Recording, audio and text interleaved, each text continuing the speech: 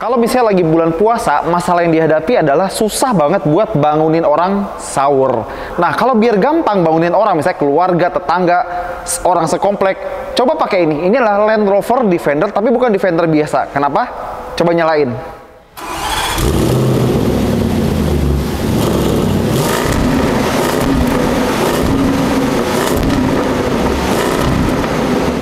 Ini Defender pakai mesin V8.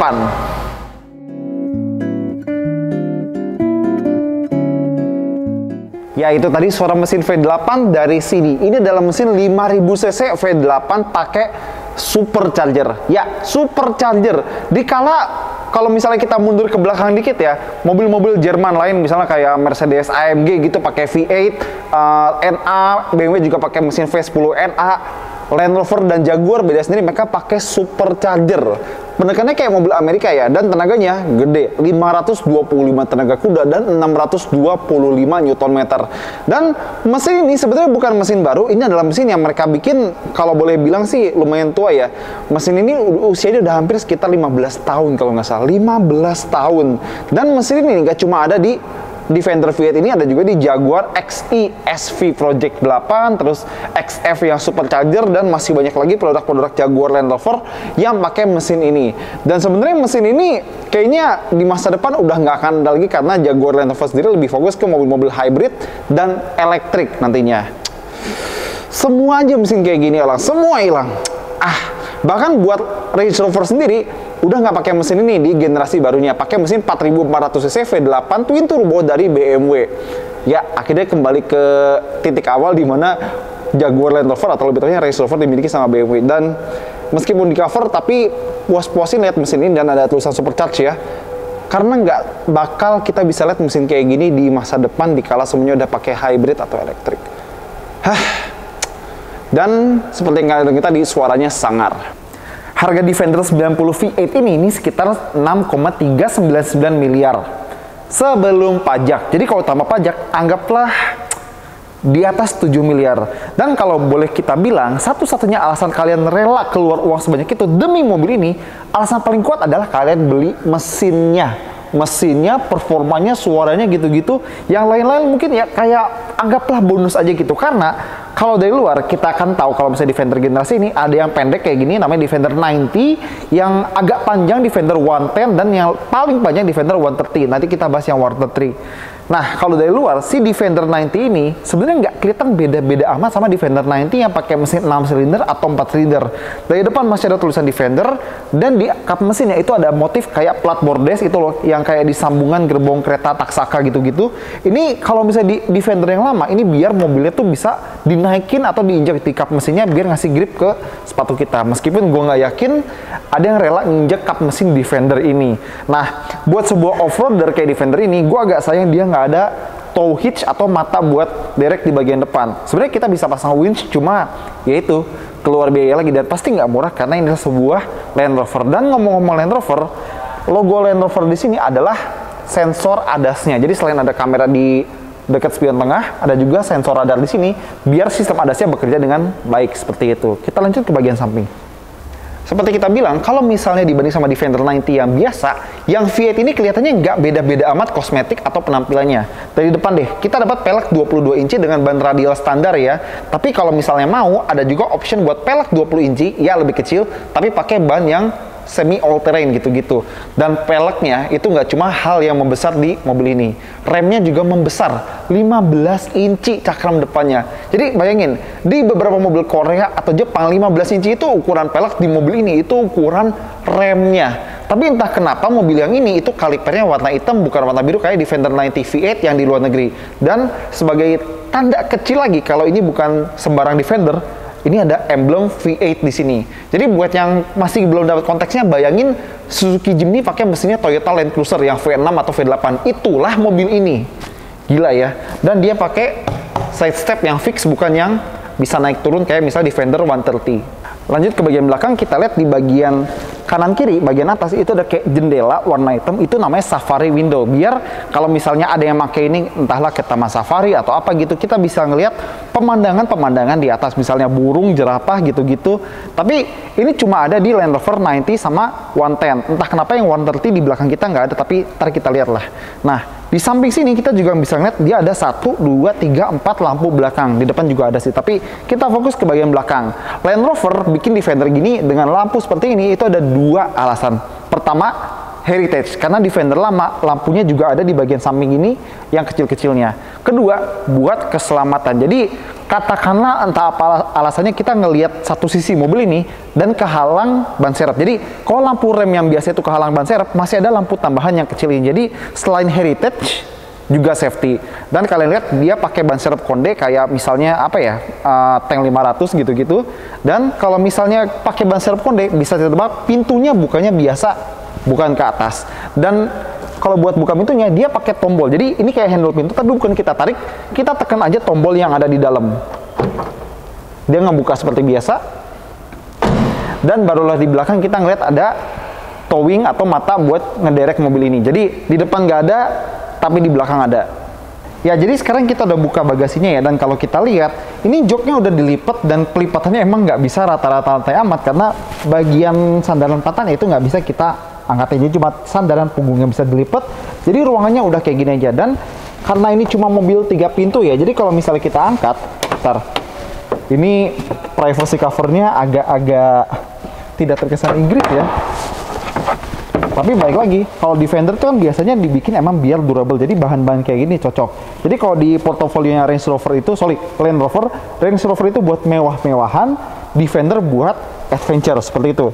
Kalau Evoque sih buat ya istrinya punya Range Rover Sport gitu-gitu atau Defender. Nah, kalau misalnya kita pengen angkat joknya itu full manual. Iya, 1, 2. Dan kalau joknya tegak, kita bisa lihat bagasinya nggak lega-lega amat. Oke lah, di sebelah kanan ada colokan yang untungnya colokannya udah spek Indonesia, jadi colokan 2 kaki. Jadi kita bisa colokin misalnya apa ya, blender, casan GoPro, casan apa gitu ke sebelah sini karena udah ada colokannya. Nah, kalau di sebelah kiri power outlet 12 volt yang sama kayak di depan. Ada tempat tombol di sini nih buat naikin dan turunin bagian belakangnya karena dia udah pakai suspensi udara di keempat rodanya. Gak cuma itu, di sini ada juga tombol yang gambarnya kayak derek, lampu, dan sama kayak bagian belakang si Defender yang ada beginiannya.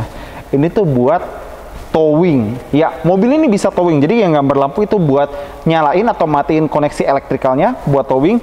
Dan yang ini yang ada beginiannya itu buat munculin apa, naikin atau turunin towingnya. Jadi katakanlah misalnya kalian beli mobil ini, kalian bawa anhang gitu, sangkutin misalnya buat bawa motocross atau mungkin bawa mobil off-road gitu-gitu, mobil off-road beneran ya, bukan SUV kayak gini. Ya bisa lah, meskipun gue nggak tahu berapa orang yang benar-benar melakukan itu. Dan ada juga kantong di sini kalau misalnya kita pengen naruh barang-barang kecil kayak begitu. Oke, kita tutup. Dan ini benar-benar harus digituin ya, dia nggak ada soft closing. Jadi ingat, ini Defender bukan Range Rover. Oke, masuk ke dalam Defender 90 yang V8.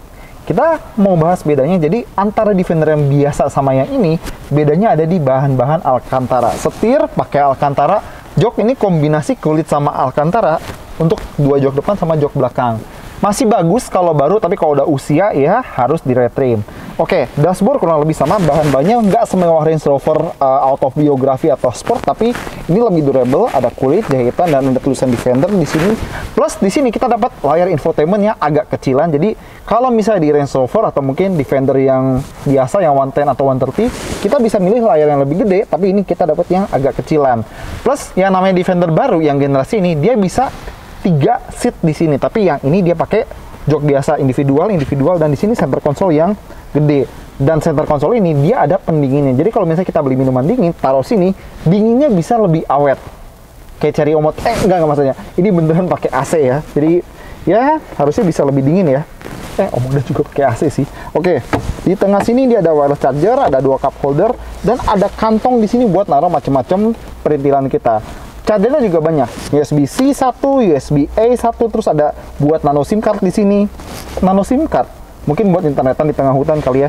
Sama ada power outlet 12 volt di sini, plus buat engine start stop di sini. Persnelnya agak unik ya, bentuknya kayak begini.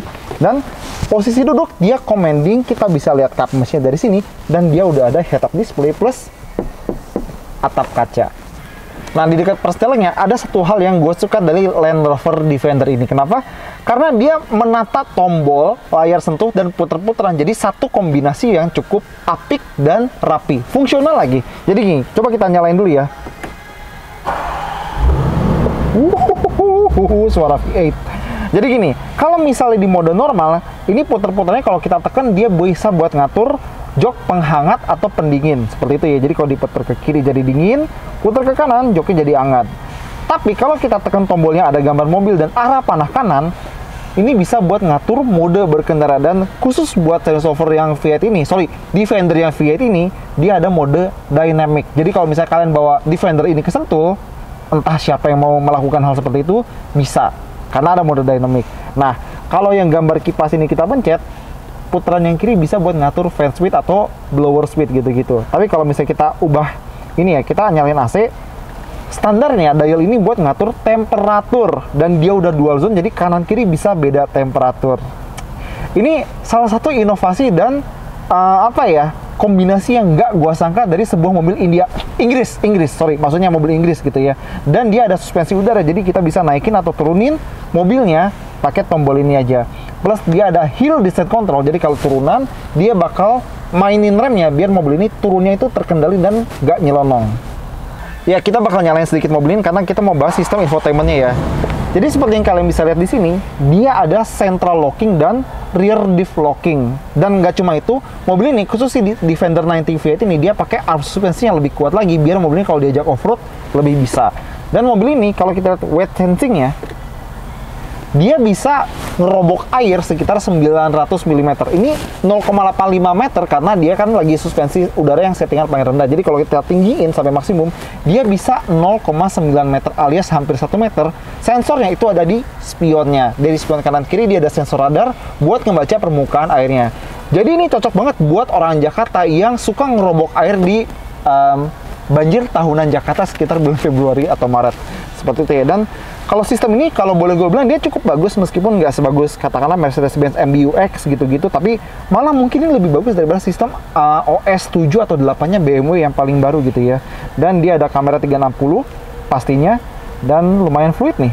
Oke, kita bisa lihat dari macam-macam sudut gitu ya. Bagus, bagus. Bahkan ada kamera buat off-road. Kamera off-road, men. Ini bener-bener sebuah Land Rover. Masih bagian mode berkendaranya tadi, jadi kalau di Land Rover itu namanya Terrain Response System. Dan selain dynamic yang khusus mobil ini, dia ada Eco. Ya, Eco. Ya, mesin 5000 cc V8 pasti bisa ekonomis ya, pasti. Bisa banget, bisa banget.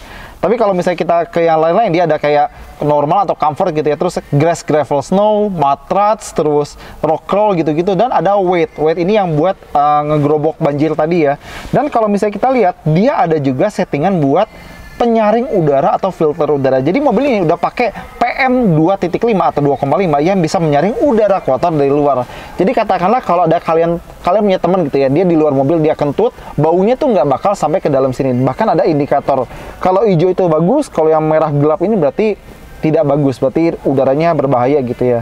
Nah, si Defender ini juga udah pakai Apple CarPlay, Android Auto, dan dia pakai sistem stereo dari Meridian. Yang dulunya mungkin cuma bisa kita temui di Range Rover, Jaguar, tapi sekarang udah turun ke mobil-mobil kayak Kia. Ya, jadi sound system premium sekarang bukan cuma monopoli dari merek-merek mewah doang ya. Oke, lanjut. Tapi yang gue suka lagi adalah tombol-tombol di bagian setirnya. Jadi kenapa? Karena biasanya semakin banyak tombol di setir itu malah makin ribet. Tapi kalau misalnya kita pencet yang lingkaran tengah sini, muncul tombol rahasia lagi. Jadi banyak fungsi yang disatukan di sini, tapi beberapa fungsi baru muncul kalau misalnya memang dibutuhkan banget. Jadi integrasinya lagi-lagi ini bagus. Tapi satu yang nggak bagus adalah tuas lampu sama tuas ini. Jadi gini, kalau biasanya kita muter ini ya buat lampu depan gitu, yang lampu kecil, lampu gede segala macam. Kalau kita puter, udah posisinya di situ dan dia nggak bakal balik lagi. Ini kalau kita puter misalnya ke lampu kecil nih, dia malah balik lagi dong ke tempatnya, diputar balik lagi, diputar balik lagi. Harusnya udah stay di situ aja, nggak usah muter balik lagi. Nggak perlu memperribet sesuatu yang harusnya nggak usah diribetin gitu loh. Jadi buat bagian depan Defender ini ya bener-bener sebuah SUV yang petualangan banget ya, apalagi sebuah Land Rover gitu kan. Tapi satu hal yang lucu dari mobil yang ini banget adalah jok supir elektrik dengan memori. Jok penumpang gak full elektrik. Jadi buat sandaran punggungnya sih elektrik ya, tapi buat maju mundurnya manual. Lihat 7 miliar. Sekarang kita mau coba masuk ke belakangnya. Kan tadi gue bilang kalau jok penumpang itu nggak semuanya elektrik, ada bagiannya yang manual. Jadi kalau misalnya mau maju mundur kan dia manual. Tapi mungkin harusnya gue nggak usah singgung itu. Kenapa? Karena dia manual. Jadi kalau mau akses ke belakang lebih gampang. Jadi tinggal begini, terus dorong. Gampang di sini. Kalau dari supir susah karena udah harus giniin sandaran punggungnya. Kita geser itu pakai tombol elektris lama. Itu pun buat majunya lama, dan kalau pengen mundurin itu kita harus tahan tombolnya. Jadi emang tidak disarankan keluar masuk dari sisi supir. Lagian kan kalau sisi supir kan berarti kena jalan raya ya, bukan kena trotoar. Jadi emang lebih aman dari sini. Kita masuk. Ada. Nggak susah. Dan kalau misalnya duduk di tengah sini masih bisa sih ya. Tinggi gue 178. Coba kita geser ke sebelah sini deh. Ruang dengkul oke, ruang kepala juga oke. Dan sebagai pengingat ini kacanya bisa dibuka ya bagian depan, tapi kalau bagian belakang nggak bisa. Dan ini safari window yang tadi gue bilang sedikit mengurangi kesan claustrophobic di sini, apalagi kacanya gede. Tapi ini nggak bisa dibuka ya, jadi cuma buat kaca biasa aja. Ada speaker, grab handle, lampu, AC di sini, dan ada juga colokan USB buat ngecas. Dan ada cup holder 2 plus 2 lagi, masing-masing di lantai sebelah kanan sama sebelah kiri. Udah sih itu aja. Ya, jadi itu dia si Defender 90 V8. Itu sebuah SUV gila. Karena kapan lagi sebuah SUV kecil pakai konde, pakai mesin V8 5000 cc supercharger dengan tenaga 525 tenaga kuda, dan harganya juga sama gilanya 7 miliar lebih. Tapi kalau misalnya kalian ngeliat ini mobil sih gila emang, tapi kayak buat bahan koleksi aja mungkin kurang rasional. Ada pilihan yang lebih rasional dari Land Rover. Ini adalah Defender 130 yang bisa muat 7 atau 8 orang dalam kondisi standar. Tapi di samping kita, dia bukan 130 standar.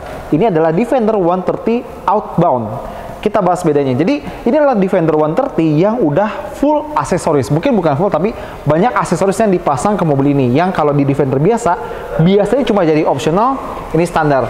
Roof rail, roof rack, dan ada kotak di sini. Jadi kalau misalnya ke kolam renang gitu ya, nganterin bekal kesukaan anak-anak renang apa? Ya betul, Indomie yang ditaruh di kotak bekal pas dibuka udah jadi kotak, itu bisa ditaruh di sini. Tapi ini kuncinya bukan pakai kunci mobil ya, ini pakai kunci terpisah, jadi bukan pakai kunci mobilnya. Dan kalau misalnya di Defender 110 atau 90, di samping sini adalah kaca belakang. Ini bukan kaca, ini panel body, jadi nggak ada kaca di area kargonya. Dan salah satu keistimewaan dari mobil ini adalah kalau kita buka pintu, ada electronic side step. Ini beberapa SUV memang udah pakai ginian ya. Jadi dan ini lumayan kuat, bagus. Benefitnya adalah kalau misalnya kita agak kesulitan buat naik, dia bisa ngasih sedikit akses biar lebih gampang. Tapi kalau dilipat kayak gini, ground clearance jadi tetap bagus. Tapi salah satu drawback dari Defender 130 adalah kalau kita lihat bagian belakangnya, dia tuh punya overhang belakang yang agak panjang. Kalau menurut Land Rover itu departure angle alias sudut antara ban belakang sama bumper belakang itu 28,5 derajat. Tapi itu kalau suspensi udaranya di posisi yang paling tinggi. Kalau di yang paling rendah sekitar 24,5 derajat. Jadi dibandingin sama 90 sama 110, hati-hati kalau misalnya pengen nanjak pakai 130 ini, takut bagian belakangnya gasruk. Selain aksesoris kotak bekal tadi yang ada di sebelah kanan mobil, ada juga ini. Ini adalah tangga, dan ini bukan pajangan, ini tangga beneran yang bisa kita pakai buat akses bagian atapnya. Jadi ada kunci di sini, bisa kita turunin tangganya dan kita bisa naik ke atas. Dan semua Land Rover Defender mau 90, 110, 130, kita bisa taruh tenda di atasnya dan kita bisa tidur di situ. Bisa buat 1-2 orang atau mungkin bahkan lebih. Tapi ingat ya, atap mobil tetap punya limit bebannya. Pas diem biasanya limitnya beda sama pas jalan. Jadi ya namanya juga SUV adventure ya, dan dia nggak ada safari window. Kalau lihat bagian bagasinya kan sama aja, pintunya ngebuka ke samping. Dan buat si outbound ini dia ada aksesoris, susah banget sih. karpet ini biar barang bawaan di bagasi kita itu tidak melukai atau baretin lantai mobil ini. Kenapa? Karena mobil ini kan buat adventure. Masih mungkin banget kita bawa sesuatu yang basah atau berlumpur. Misalnya sepatu, kotak bekal, atau mungkin kursi lipat, kompor gitu-gitu. Ini biar kita bisa naruh barang apapun yang kotor. Dan kalau misalnya ini kotor kan gampang, tinggal dicuci, bersih deh. Dan kita bisa taruh di sini. Dan ini karpet beneran dari merek Land Rover ya. Ini bukan karpet TRD yang beli di kebun jeruk. Masalahnya dan sedikit tambahan adalah kalau misalnya di 90 tadi kita lihat dia ada tow hitch atau mata derek ya buat ngederek anhang atau apa-apa gitu-gitu. Ini dia cuma ada tombol buat naik sama turunin suspensi udara. Nggak ada tombol buat towing. Ini sih mungkin gara-gara dia kan udah lebih panjang daripada yang 110. Kalau buat towing mungkin nggak kuat lagi atau mungkin kuat tapi nggak akan sekuat 110 atau 90. Dan seperti yang kita bilang tadi, Defender 130 aslinya itu mobil 3 baris, bisa muat 7 atau 8 orang. Tapi di versi outbound ini dia cuma muat 5 orang. Jadi sebagai gantinya di belakang itu ada bagasi yang gede banget. Ini buat camping seminggu juga muat ini kayaknya. Dan kalaupun emang nggak muat di dalam, bisa taruh di atap, di kotak samping. Benar-benar sebuah SUV adventure sih. Oke. Dan buat yang belum tahu, Defender ini adalah SUV yang muncul di filmnya James Bond No Time to Die. Di situ James Bond atau Daniel Craig ya kalau nggak salah, dia pakai Land Cruiser dan dikejar-kejar sama mobil ini. Tapi mobilnya kalah, keguling. Jadi Defender kalah sama Land Cruiser tua. Oh ya, sebelum masuk kelupaan, jadi buat si Defender 130 Outbound ini dia pakai pelek 20 inci, lebih kecil daripada yang V8, tapi dia pakai ban all terrain dari Goodyear Wrangler. Wrangler kan merek sebelah ya, jadi harusnya Land Rover commission gitu ke merek ban apa kek, entah Avon, Hankook, Yokohama, siapa kek, bikinin ban mereknya Defender atau nama modelnya Defender gitu, misalnya kayak Yokohama Defender atau apa Defender gitu. Masa pakai ban Wrangler? Merek sebelah dong, gimana sih? Tapi mungkin udah ada ban yang namanya Defender. Kalau ada komen di bawah ya. Oke, jadi langsung aja ke baris tengah karena kalau bagian depan kurang lebih sama kok kayak yang 90 tadi. Jadi tinggi gue 178, ruang kaki bagus, lantainya enak, rata, ruang kepala juga bagus. Di atap kaca dan bagian depannya bisa dibuka. Plus kepraktisan di sini juga bagus, ada kantong di pintu, sound system Meridian, kantong di sini, dan dia udah pakai AC triple zone. Jadi depan, kiri, kanan dan belakang itu bisa beda temperatur. Jadi lebih nyaman. Colokan juga ada 2 ya, USB 2 di sini, tapi emang kita nggak melihat ada colokan ala rumahan gitu yang kaki 2, tapi it's okay. Tapi kalau misalnya buat kemewahan, jangan harap dia semewah Range Rover karena nggak ada blind, nggak ada kayak monitor entertainment buat belakang, karena balik lagi Range Rover itu kemewahan, Defender itu adventure. Ya, jadi kalau misalnya si Defender 90 yang V8 itu pakai mesin 5000 cc V8 dengan supercharger, yang ini agak sedikit lebih rasional, 3000 cc 6 silinder dan dia pakai turbo plus teknologi mild hybrid. Tenaganya 400 tenaga kuda dan torsinya 550 Nm. Penggerak semua roda, penggerak 4 roda ya, dan dia pakai sistem transmisi otomatis torque converter dari kalau nggak salah ZF ya. Seperti itu loh. Dan karena sebuah Defender dia ada track response, ada mode kayak eco, normal dan lain-lainnya. Jadi pokoknya tenang aja, outbound ini bisa buat off-road, tapi paling perhatiin overhang belakang tadi. Oke? Jadi itu dia buat Defender 90 V8 sama Defender 130 Outbound ini. Jadi bener-bener mobil yang berbeda meskipun basicnya adalah mobil yang sama. Jadi kalau Defender 90 V8 itu buat kolektor yang pengen mobil aneh-aneh, langka, gila. Apalagi mobil SUV dengan wheelbase pendek kayak gitu pakai mesin 5000 cc V8 yang rawannya udah kayak Jaguar marah. Ya, Jaguar karena mesin itu juga dipakai di Jaguar.